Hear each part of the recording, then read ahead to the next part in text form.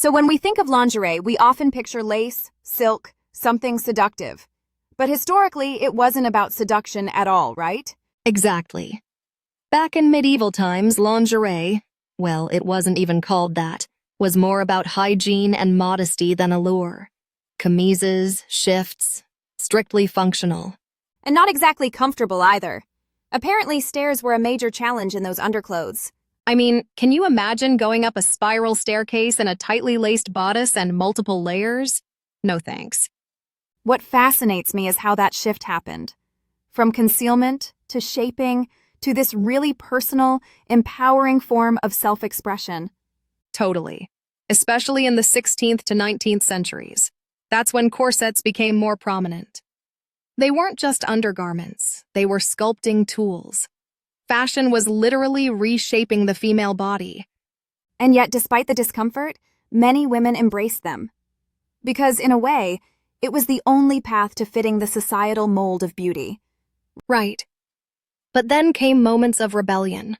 Like the bloomer outfit, practical baggy trousers under a flared skirt.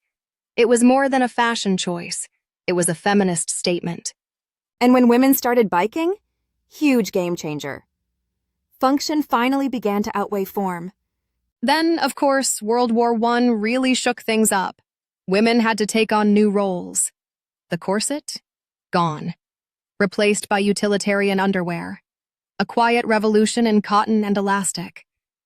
That shift wasn't just political or practical, it had psychological depth, too. Lingerie became a private domain, chosen not for men, not for fashion critics, but for the woman herself. And that idea has only grown stronger. Today, lingerie is marketed as a tool of empowerment. It's less about looking sexy for someone else, more about feeling confident for yourself. Especially with the body positivity movement.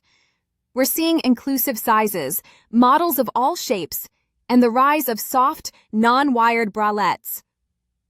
Comfort is finally sexy. Yes. And what's also interesting is how different cultures are responding. In places like Saudi Arabia and Palestine, lingerie has become a symbol of subtle rebellion and autonomy.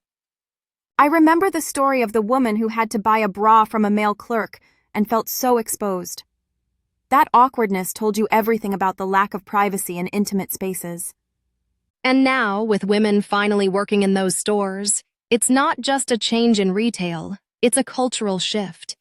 Even in conservative societies, lingerie is carving out space for female agency. There's also a business angle. The global lingerie market is booming, expected to reach over $55 billion soon. And the driving force? Women making choices based on personal interest. That was the most surprising survey result for me. 85% of women buying lingerie for themselves, not for a partner, not even for trends, just because they want it. It's intimate, it's invisible to most people, but it speaks volumes about how we see ourselves. Lingerie, in the end, isn't just fabric. It's identity, culture, psychology, resistance, and celebration, all stitched together. Well said. It's the one outfit you wear for no one but yourself. And maybe that's exactly what makes it so powerful. Outro music fades in. Thanks for joining us on this journey through the seams of history and self. Until next time.